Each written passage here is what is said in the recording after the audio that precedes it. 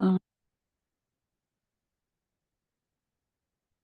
Hello masters. ఇది book వచ్చి 'శ్రీమద్ భగవద్గీత'. ఆయన రాసిన వారు వివేకానంద అని గురువుగారు రాశారండి. ఆహ్, ఓకే. కంటిన్యూ చేద్దాము. అప్రకాశో ప్రవృత్తిశ్చ ప్రమాదో మోహ ఏవ చ తమస్యేతాని జాయంతే వివృద్ధే కురు నందన. అంటే భావం ఏమంటే, ఓ అర్జునా! తమోగుణము అధికమైనప్పుడు అంతఃకరణమునందును, ఇంద్రియములయందును వివేక శక్తి నష్టమగును. కర్తవ్య కర్మలయందు విముఖత, ప్రమాదము అనగా అంతఃకరణమును మోహింపచేయు వ్యర్థ చేష్టలు, నిద్రాది వృత్తులు మొదలగునవి ఉత్పన్నములగుచుండును. మనం చెప్పుకున్నామండి సత్వగుణం, రజోగుణం, తమోగుణం 3 ఉంటాయి కదా! వాటిల్లో ఇక్కడ మీ భావం ఏంటంటే కృష్ణుడు చెప్తున్నాడు. ఓ అర్జున! తమోగుణం అధికమైనప్పుడు ఏం జరుగుతుందని చెప్తున్నాడు? అంతఃకరణమునందు మనస్సు యందు, ఇంద్రియముల యందును వివేక శక్తి నష్టమగును. ఆ తమోగుణం గనక ఎక్కువైనప్పుడు మన ఇంద్రియముల యందు ఆ వివేకం ఏదైతే ఒక్కొక్కసారి మనం వివేకాన్ని పోగొట్టుకొని మనం ఒక మాట స్లిప్ అవుతాం చూడండి. ఆలోచనలు మారతాయి. ఈ మాట మారుతుంది. మన కంప్లీట్‌గా వ్యవహారం కూడా ప్రవర్తన కూడా మారుతుంది. అది నష్టమగును. వివేక శక్తి నష్టమగును అని చెప్తున్నారు. కర్తవ్య కర్మల యందు అంటే మనం ఏదైతే చెయ్యాలో ఇది కర్తవ్యం. మనం చేయాల్సిన కర్తవ్యం కర్మల యందు విముఖత అంటే ఇష్టం లేకుండా ప్రమాదము అనగా అంతఃకరణమును మోహింపచేయు వ్యర్థ చేష్టలు, నిద్రాది వృత్తులు మొదలగునవి ఉత్పన్నములగుచుండును. అంటే నిజానికి ఈ శరీరానికి కావాల్సింది వేరు, సోలుకు వేరు. ఈ సోలుకి ఏదైతే సోలుకి శరీరానికి అవసరం శరీరం చేస్తుందో అయన్నీ కూడా ఇవి సోల్‌కి వ్యర్థ చేష్టలండి. ఈ నిద్రాది నిజానికి చెప్పాలంటే మనకి 8 అవర్స్ స్లీప్ ఉండాలి అంటారు. కానీ అదంతా కూడా అసలు అక్కర్లేదు. అది ఇక్కడ చెప్పేది. నెక్స్ట్ ఆయన వివేకామృతం. ఈ నిర్దిష్టమైన శ్లోకంలో తమోగుణం వ్యాధిగ్రస్తుడి యొక్క వ్యాధి లక్షణాన్ని శ్రీకృష్ణుడు విశదపరచుచున్నారు. తమోగుణం పాళ్ళు పెరుగుతున్నప్పుడు అతడిలో మరీ ముఖ్యంగా అతని అతనహక్క అతని అంతఃకరణములో అతడి జ్ఞానేంద్రియాలలో జ్ఞానాన్ని గ్రహించగలిగే సమర్థత, స్తోమత పూర్తి స్థాయిలో లుప్తమైపోతాయి. అంటే అసలుండదండి. తమోగుణం గనక ఒక వ్యాధిలాగా మనిషిని పట్టుకుంటే, అది ఎక్కువైపోతే దాని యొక్క పాళ్ళు అతనిలో అప్పుడు మనిషిలో ఏమవుతుంది? అతని యొక్క జ్ఞానేంద్రియాల్లో అసలు జ్ఞానాన్ని గ్రహించగలిగే సమర్థత కానీ, ఆ కెపాసిటీ, స్తోమత గాని, ఆ కేపబిలిటీ అనేది పూర్తిగా పోతాయంట. ఉండవు. సో, కొంచెంగా ఉంటే పర్లేదు గానీ, ఈ తమోగుణం గనక ఎక్కువైతే అంత నష్టం వాటిల్లుతుందనమాట. అంటే అతడిలో నిర్మలాంతఃకరణం సమసిపోతుంది. అతనిలో జిజ్ఞాస మటుమాయమైపోతుంది. చూడండి ఇప్పుడు మనం ఇటు రావాలంటేనే మన సోలు ప్రణాళికుండాలి. ప్లస్ ఇటు వచ్చినాక మనకి జిజ్ఞాస ఈ బుక్ తెలుసుకుందాం, ఈ బుక్ చదువుకుందాం, లేతే ఈ క్లాస్‌లో ఏం చెప్తారో విందాం అనేది ఆ జిజ్ఞాస కూడా మటుమైపోయిపోతుంది. అంటే ఫస్ట్ ఆఫ్ ఆల్ అసలది తెలిస్తేనే మనకి జిజ్ఞాస ఉంటుంది. అసలదే తెలవకపోతే ఇంక అది కూడా ఉండదంట. అతనిలో అసల స్పిరిచ్యువల్ విజ్డము అనేదొకటుందని గాని, అది తెలుసుకుందామని కానీ ఉండదంటండి. అవగాహన పటిమ మందగించిపోతుంది. అందువల్ల తత్వజ్ఞానామృతాన్ని ఉపదేశించే గురువు అతడికి అందుబాటులోకొచ్చినా, కర్ణామృతమైన జ్ఞానం ఉపదేశించిన జ్ఞానగ్రహీత బలహీనమైపోవటం వల్ల అంటే జ్ఞానాన్ని గ్రహించగలిగే ప్రతిభ, ఆసక్తి లేకపోవటం వల్ల అతడు ఆ జ్ఞానాన్ని అందుకోలేడు. చూసారా ఎంత బాగుందో ఇది? చాలా బాగుందండి. అతనిలో జిజ్ఞాస మటుమాయమైపోతుంది. అవగాహన పటిమ అంటే అవగాహన అంటారు చూడండి. నీకు అవగాహన అవ్వలేదా అంటారు. ఆ పటిమ అంటే అది కూడా ఆ కె ఎఫిష్ ఆ పటిమ కూడా, ఆ ప్రతిభ కూడా మందగించిపోతుంది. అందువల్ల తత్వజ్ఞానామృతాన్ని, ఆ తత్వాన్ని, ఆ జ్ఞానాన్ని, ఆ అమృతాన్ని, తత్వజ్ఞానామృతాన్ని ఉపదేశించే గురువు మనకి అందుబాటులోకొచ్చిన కర్ణామృతమైన జ్ఞానం ఉపదేశించిన అంటే మన చెవులకు అమృతమైనటువంటి జ్ఞానం ఉపదేశించినా కూడా, ఆ జ్ఞాన గ్రహీత బలహీనం అంటే ఈ తమో గుణంలో కొట్టుకుంటం వలన ఇంక జ్ఞానాన్ని గ్రహించగలిగే ప్రతిభ, ఆసక్తి 2 ఉండవండి. సో, ఆ 2 లేకపోవటం వలన అసల జ్ఞానాన్ని అందుకోకుండానే వాడెళ్ళిపోతారిక. తత్ఫలితంగా జ్ఞాన వైకల్యం, పునర్జన్మల విషవలయం పుట్టుకొస్తాయి. చూసారా? ఒక రకంగా we are all so lucky అండి. జ్ఞానం అనేది తెలుసుకున్నాము. ఆ! పునర్జన్మల వలయంలో నుంచి బయటపడతాం కూడా. సో, అంతేకాదు అతడు తన ఆధ్యాత్మిక లక్ష్యాన్ని నెరవేర్చుకోవటానికి చేపట్టాల్సిన కనీస కర్తవ్య కర్మల్ని కూడా చేపట్టేందుకు ఆసక్తి కనపరచడు. అది. ఎవరికైతే జ్ఞాన వైకల్యం, ఈ తత్ఫలితంగా పునర్జన్మ ఇయన్నీ వాడికి ఉండవో, ఆధ్యాత్మిక జ్ఞానాన్ని తెలుసుకుందామని ఉండవో, తనకి కనీసం మినిమమ్ కర్తవ్య కర్మల్ని కూడా చేపట్టేందుకు ఆసక్తిని కనపరచడంట. తత్ఫలితంగా జ్ఞానానుష్ఠానికి కనీసం అందుబాటులోకి కూడా రాడు. అంటే అసలు జ్ఞానం అనేది ఒకటి ఉందనేది కూడా తెలీదసలు. ప్రమాదము అనే అసహజత్వం ఇతని సహజత్వంగా మారిపోతుంది. ప్రమాదం అంటే బద్ధకమని, బద్ధకం అంటే ఏ పని చేయకపోవటం కాదని, ఆధ్యాత్మిక అంశాల యందు అలసత్వమని, నిర్లిప్తత అని మనం ఇప్పటికే తెలుసుకున్నాం కదా! ఇక్కడ చూసారా? మనకు బద్ధకం అంటే ఏదన్నా పని చెయ్యకపోతే అప్పటికప్పుడు "ఓహ్! నీకు బద్ధకం ఎక్కువ" అనేస్తారు జనాలు. కానీ అది కాదండి. బద్ధకం అంటే ఆధ్యాత్మిక అంశాల యందు నిర్లిప్తతంట. అలసత్వం. ఆ! ఏంటిలే తెలుసుకునేది అనేదుంటుంది చూసారా? అదంట బద్ధకం అంటే. అని మనం ఇప్పటికే తెలుసుకున్నాం కదా! అంతేకాదు ఇలాంటి వారు భౌతికమైన అంశాలకి దోహదపడే కర్మలని మిక్కిలి ఉత్సాహంతో చేపడుతూ ఉంటారు. మానవత్వపు మత్తులో పీకల దాకా మునిగి తేలుతూ ఉంటారు. ఏ మానవుడిలో అయితే ఈ గుణాలు ప్రస్ఫుటంగా కనిపిస్తూ ఉంటాయో, ఆ మానవుడు తమోగుణ పీడితుడని మనం గ్రహించవచ్చు. ఒక్క ముక్కలో చెప్పాలంటే, తమోగుణ వ్యాధిగ్రస్తుడి యొక్క సహజత్వం అప్రకాశం. చూసారా? అంటే ప్రకాశం లేకపోవటం. ప్రకాశం లేకపోవటం అంటే జ్ఞానం అనేది అసలు తెలియకపోవటం. అది. నెక్స్ట్ చాప్టర్ అండి 14. యథా సత్వే ప్రవృత్తే తు ప్రళయం యాతి దేహభృత్ తదోత్తమ విదాం లోకాన్ అమలాన్ ప్రతిపద్యతే. భావం ఏంటంటే, సత్వగుణం వృద్ధి చెందినప్పుడు మనుజుడు మరణించినచో అతడు ఉత్తమ కర్మలను ఆచరించువారు చేరేడి నిర్మలములైన స్వర్గాది దివ్యలోకములను పొందును. సత్వగుణం వృద్ధి అది ఎక్కువగా ఉందనుకోండి, అప్పుడు ఆ మనిషికి చాలా సత్వగుణం ఉండి కొంతమంది చాలా మంచోళ్ళని అంటారు చూసారా అది.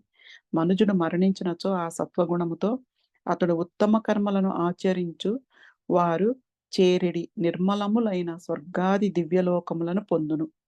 అదండి. అంటే ఎవరైనా ఒక మనిషి సత్వగుణం ఎక్కువగా ఉండి, ఉత్తమ కర్మలు చేసి ఆ మనిషి ఎక్కువ సత్వగుణం ఉండి, ఆ మనిషి చనిపోయాడనుకోండి శరీరాన్ని వదిలేస్తే, అతడెక్కడికెళ్తాడంట? స్వర్గాది దివ్యలోకములను పొందుతాడంట. వివేకామృతం. ఈ ప్రకరణములోని జ్ఞానాన్ని మరింత లోతుగా అధ్యయనం చేసే ముందు, మనం కొన్ని అంశాలని అర్థం చేసుకోవాల్సి ఉంటుంది.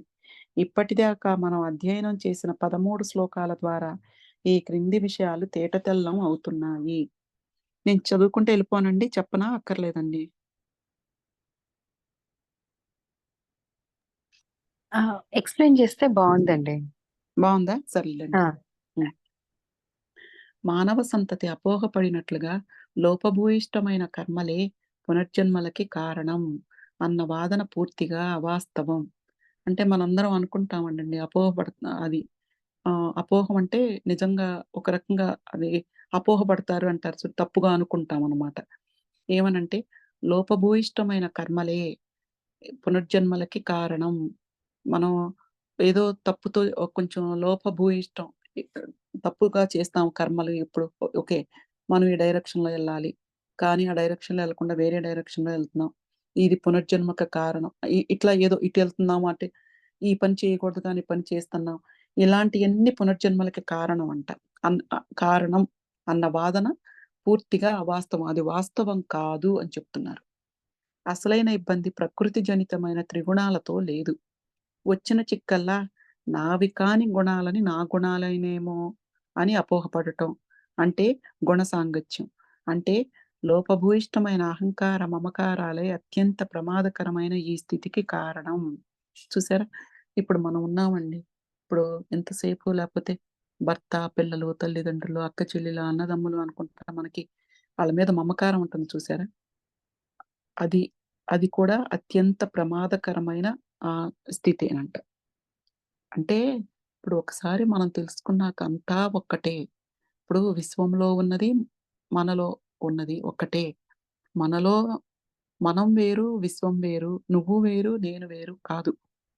అంతటా ఒక్కటే. అంతటా అందరము ఇప్పుడు అక్కడ విశ్వంలో ఉన్నది నేనే. నాలో ఉన్నది విశ్వమే అని తెలుసుకోకుండా ఇంకా ఇప్పుడు మనకుంటుంది కొంచెం అహంకారం. లేతే ఓ పెద్ద జాబు ప్రమోషనొస్తేనో, కొంచెం ఎక్కువ డబ్బులొస్తేనో, ఒక రకమైన అహంకారం ఉంటుంది చూసారా? ఆ అహంకార మమకారాలే అత్యంత ప్రమాదకరమైన ఈ స్థితికి కారణం. ఇప్పుడు అందుకే అంటారు చూడండి, చనిపోయేటప్పుడు కూడా శరీరాన్ని వదిలేసేటప్పుడు మనం నారాయణ, నారాయణ అనమన్నా కూడా గవ్వాలని అనలేరు. ఎందుకంటే కనీసం అప్పుడన్నా భగవంతుని మీదకెళ్తుందేమో మనసని. చెప్పినా కూడా ఎళ్ళదు. అందుకనే మనం ఎంతసేపు కూడా అందుకే నేననేది మనం చాలా, చాలా, చాలా అదృష్టవంతులు. అట్‌లీస్ట్ మనం ఇప్పుడు తెలుసుకున్నాం. ఇప్పుడు అహంకార మమకారాలు అసలు చూడండి.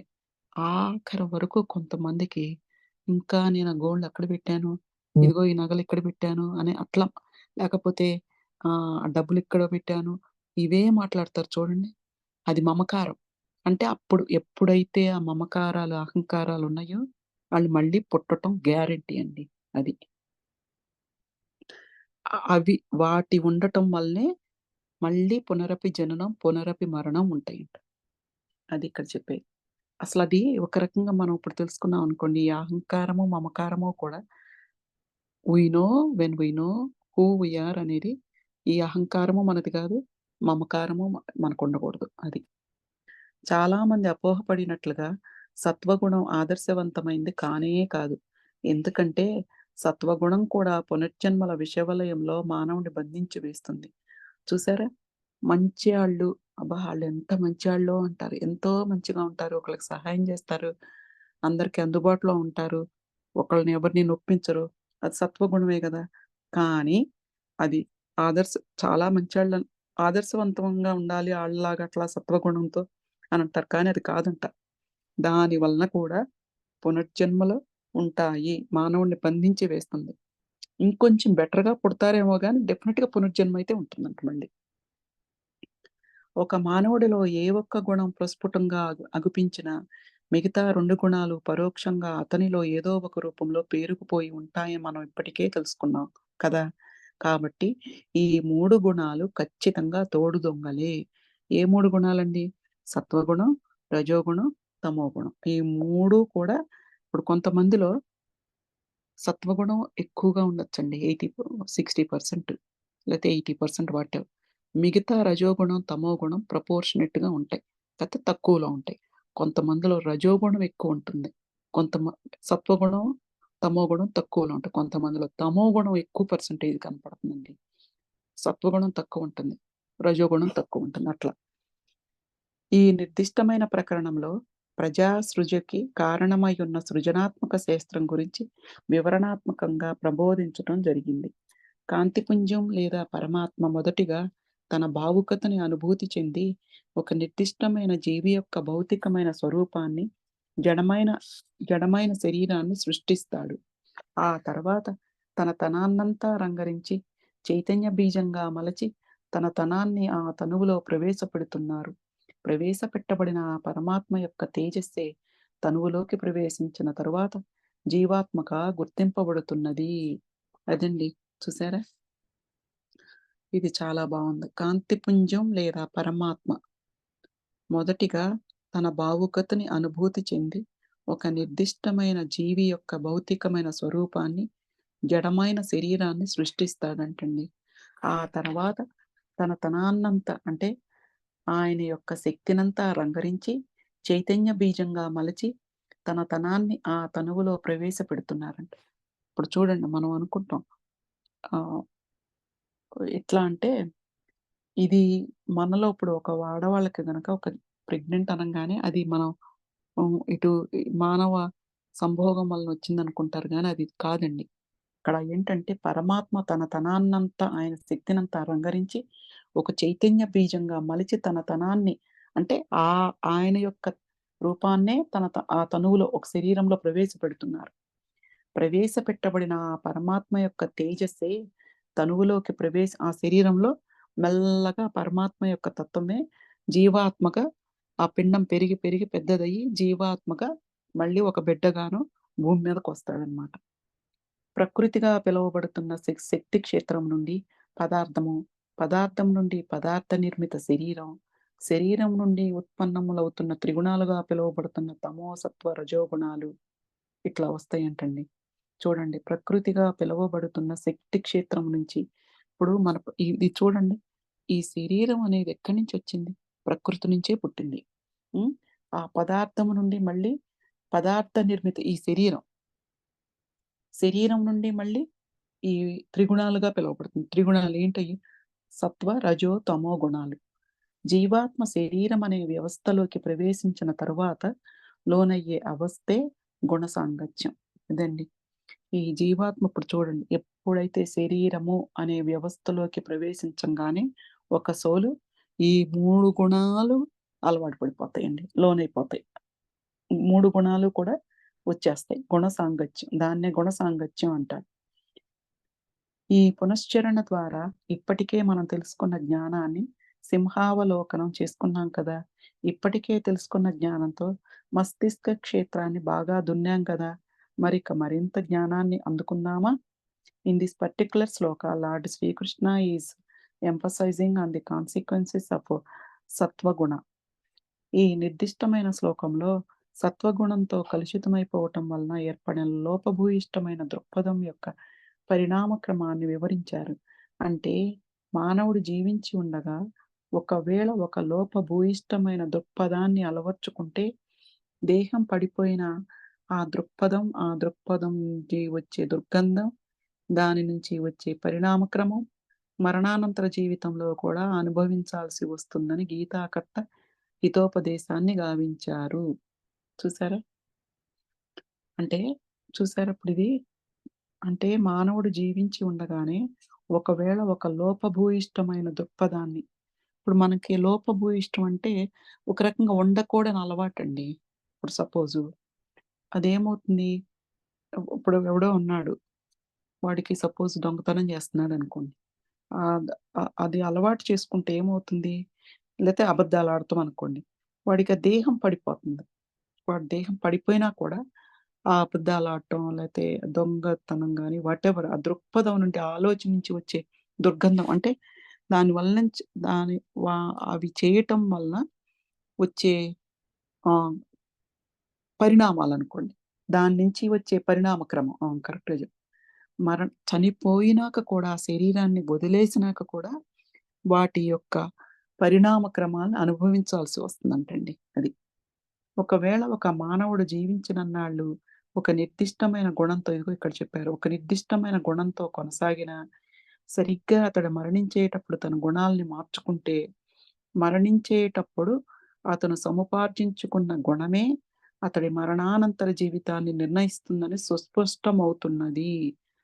ఒకవేళ ఒక మనిషి గనక అంతకుముందు ఏయైనా బ్యాడ్ లక్షణాలున్నా, వాడు చనిపోయే ముందు కరెక్ట్‌గా వాటిని వదిలేసి, మంచిగా మారితే కనుక, ఆ గుణం మంచిగా మారినందువలన ఆ లాస్ట్‌కు వాడు శరీరాన్ని వదిలేసే ముందు ఏ గుణాలైతే ఉన్నాయో, అవి తన మరణానంతరం ఆ శరీరాన్ని వదిలేసినాక, ఆ వేరే జీవితాన్ని నిర్ణయిస్తుందంటండి. ఆ లాస్ట్‌లో ఉన్న గుణము.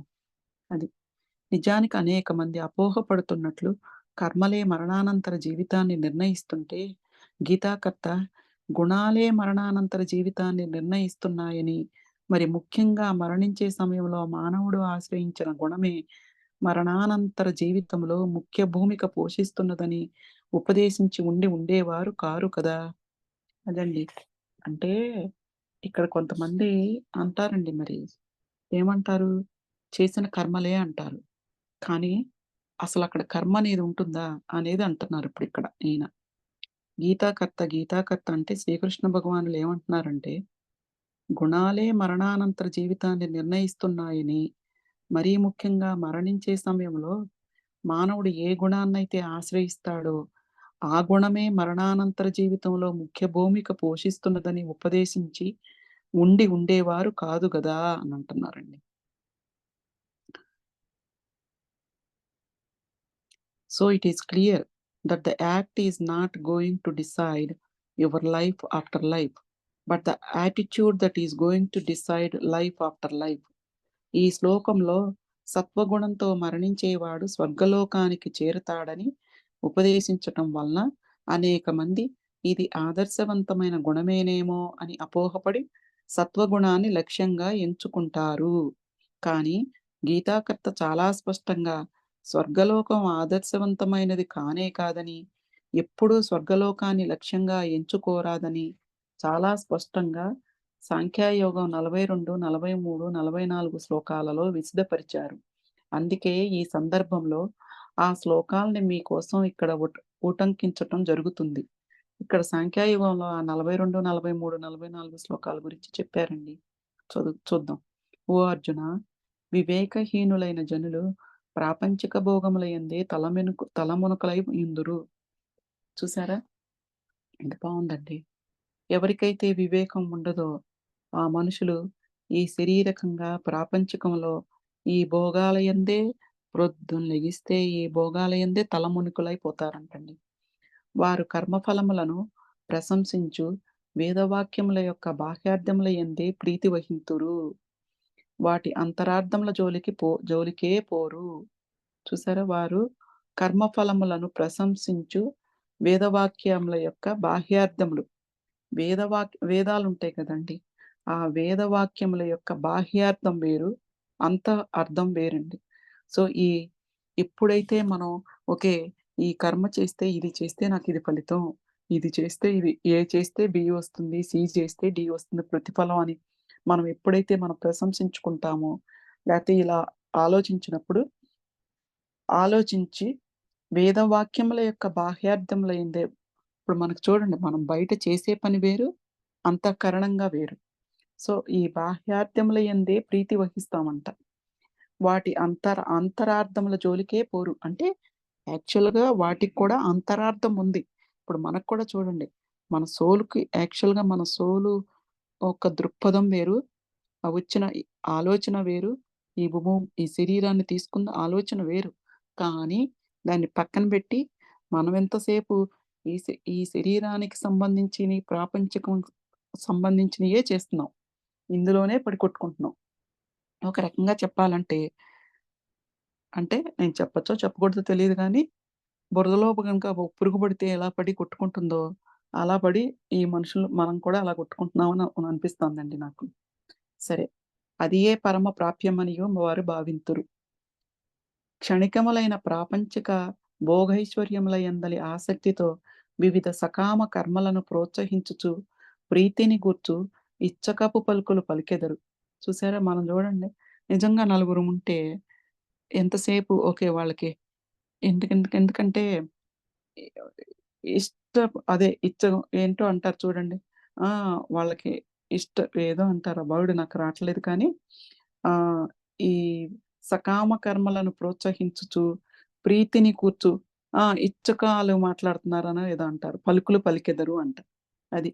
ఈ ఇచ్చకపు మాటల ఉచ్చులలో బడిన భోగైశ్వర్యాసక్తులైన అజ్ఞానుల బుద్ధులు భగవంతుడు లక్ష్యముగా గల సమాధి యందు స్థిరముగా ఉండవు. అది చూసారా? ఇట్లా మాట్లాడుతుంటే మనం ఈ భోగైశ్వర్య ఆసక్తుల యందు ఉండిపోతే అజ్ఞానులమే గదా! ఈ అజ్ఞానుల బుద్ధులు వాళ్ళ బుద్ధులు ఎలా ఉంటాయంటే, భగవంతుడు లక్ష్యముగా గల సమాధి యందు స్థిరముగా ఉండనే ఉండవు. అదండి. అంటే మనకి ఆ భగవంతుడే లక్ష్యం అనేది ఆ సమాధి యందు స్థిరముగా మన బుద్ధులు ఉండవింక. మనకి ఈ ప్రాపంచికంగా బడి కొట్టుకుంటుంటే అక్కడ ఉండవు అని చెప్తున్నారు. ఇది సాంఖ్యయుగంలో 42వ శ్లోకం యొక్క మీనింగ్ అండి. పై శ్లోకాలను అధ్యయనం చేసే గీతాకర్త చాలా స్పష్టంగా స్వర్గం ఆదర్శవంతమైన లక్ష్యం కానే కాదని, పరమాత్మ మాత్రమే ఆదర్శవంతమైన లక్ష్యమని స్పష్టంగా ఉపదేశించారు. మనం కూడా అదే నేర్చుకుంటున్నాం గదండీ! ఇప్పుడు మనం ఏంటి, పరమాత్మ మనం ఒక పదార్థాన్ని సృష్టించి పదార్థ నిర్మితమైన ఈ శరీరంలో ఉన్నది ఆయనే అని మనం గుర్తించగలిగినప్పుడు, మనం పరమాత్మ తత్వాన్ని వ్యక్తీకరించటానికి మనం ఈ శరీరాన్ని తీసుకొనొచ్చాం. అది ఇక్కడ నేను చెప్పేది. ఏంటంటే స్వర్గానికి కాదు మనం వెళ్ళాల్సింది. స్వర్గం మన లక్ష్యం కానే కాదని చెప్తున్నారాయన. పరమాత్మ తత్వమే ఆదర్శవంతమైన లక్ష్యమని స్పష్టంగా ఉపదేశించారు. కాబట్టి సత్వగుణం కూడా ఆదర్శవంతమైనది కాదని, సత్వగుణం కలిగిన వాడు మరణానంతర జీవితంలో స్వర్గలోకంలో కూరుకుపోయి, ఊర్ధ్వముఖంగా ప్రయాణం చేయలేక కూరుకుపోతాడని గీతాకర్త చెప్పకనే చెప్పారు. అదండి. ఇప్పుడు అక్కడేంటంటే కీ పాయింట్ నాకర్థమైంది. సత్వగుణం ఉన్నంత మాత్రాన వాళ్ళు జ్ఞానులవ్వలేరు. సత్వగుణం వేరు, నోయింగ్ స్పిరిచ్యువల్ విజ్డమ్ ఈస్ వేరండి. అది వేరు. అందుకనే సత్వగుణం కూడా ఆదర్శవంతమైంది కాదు. ఓకే. వాళ్ళు చాలా మంచిగున్నారు. ఎవరిని ఏమి అనరు. చాలా మంచి పనులు జేస్తారు అన్నా అది ఆదర్శవంతమైనది కాదు. మనం ఫాలో అవ్వక్కర్లేదు. సత్వగుణం కలిగిన వాడు అత్ ఏమవుతాడు మరణానంతర జీవితంలో వెళ్తాడంట. కానీ ఊర్ధ్వముఖంగా అంటే ఇంకా ముందుకెళ్ళలేడు. ఎందుకంటే స్పిరిచ్యువల్‌గా అసలు హూ షీ ఈజ్ అనేది తెలుసుకోల. అతనెవ్వరు అనేది తెలుసుకోల. అందుకని అక్కడనే ఉండిపోతాడంట. కూరుకుపోతాడని గీతాకర్త చెప్పకనే చెప్పారు అది. ఇది 43 శ్లోకం అండి సంఖ్యాయుగంలో. ఈ సందర్భంలో మరో అపార్థాన్ని కూడా తొలగించుకోవాల్సిన అవసరం ఎంతగానో ఉంది. చాలామంది మరణించేటప్పుడు సముపార్జించుకునే గుణమే మరణానంతర జీవితాన్ని నిశ్చయిస్తుంది కదా! మరలాంటప్పుడు మనం ఉండకూడని గుణాన్ని త్యజించి, సముపార్జించుకోవాల్సిన గుణాలని మరణించేటప్పుడు సవరించుకుంటే చాలు కదా! అని అపోహపడుతూ, అహంకార మమకారాల సంస్కరణ యజ్ఞాన్ని వాయిదా వేస్తూ ఉంటారు. ఇక్కడ చూసారా? అంటే ఇప్పుడు ఉండకూడని గుణాలున్నాయనుకోండి. సత్వగుణానికి అపోజిట్‌గా ఏదో ఒకటి మనుషుల్ని కొంచెం దూషించడం అవ్వచ్చనుకోండి ఫర్ ఎగ్జాంపుల్. ఆ గుణం ఉంది.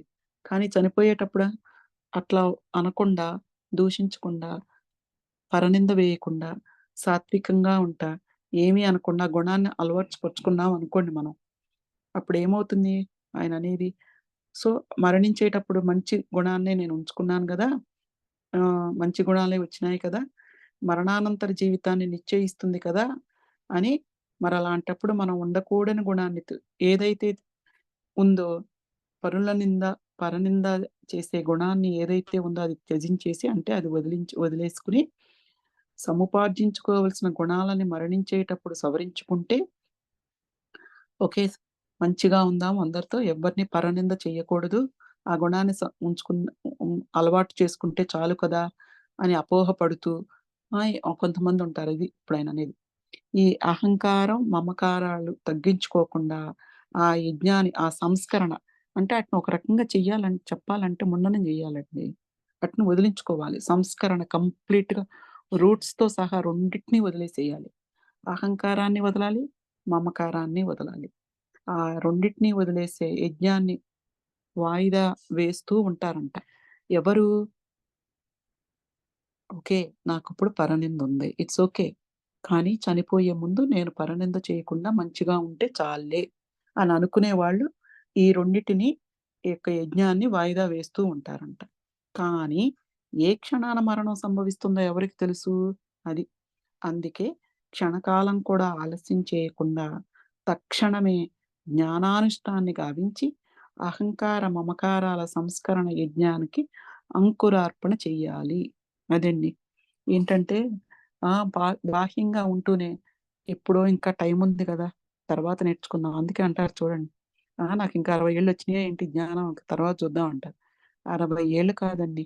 మనకి వచ్చినప్పుడు అవకాశాన్ని ఉపయోగించుకోకపోతే అది అంది పట్టుకోకపోతే 80 ఏళ్ళొచ్చినా, 90 వచ్చినా శ్రీరామ అనమన్నా అనరు, శ్రీకృష్ణ అనమన్నా అనలేరండి. ఆళ్ళనలేరు, అనరు కూడా ఇంక. అయిపోతాయి. ఎందుకంటే అప్పుడే మన ఈ జవసత్వాల పట్టు, బిగింపు ఇప్పటికే ఏజ్ 10కి ప్రతి 10కి ప్రతి 10 ఇయర్స్‌కి డిఫరెన్స్ వస్తా ఉంటుంది. అప్పుడు ఇంకా వస్తుంది. అప్పుడసలు మనకు ఎవరేం చెప్తున్నారో అర్థం చేసుకునే అంత శక్తి కూడా ఉండదు. అందుకని ఆయనంటున్నారు, క్షణకాలం కూడా ఆలస్యం చేయకుండా కృష్ణ భగవానుడు ఏమంటున్నాడంటే శ్రీకృష్ణుల వారు క్షణము అంటే ఒక్క సెకండ్ కూడా ఆలస్యం చేయకుండా తక్షణమే వెనువెంటనే జ్ఞానాన్ని అనుష్ఠానాన్ని గావించి అంటే మనం జ్ఞానం తెలుసుకొని దానిని మన జీవితంలో ఆచరణలో పెట్టమని అహంకారము, మమకారం అంటే ఈ మమత, ప్రేమ, ద్వేషం ఇయన్నీ కూడా ఈ సంస్కరణలన్నిటికి యొక్క యజ్ఞానికి అంకురార్పణ చెయ్యాలి. మొదలుపెట్టాలి అని చెప్తున్నారండి. అది. కంటిన్యూ చేయమంటారండి ఇంకో చాప్టరు? 5:12 అయింది మరి.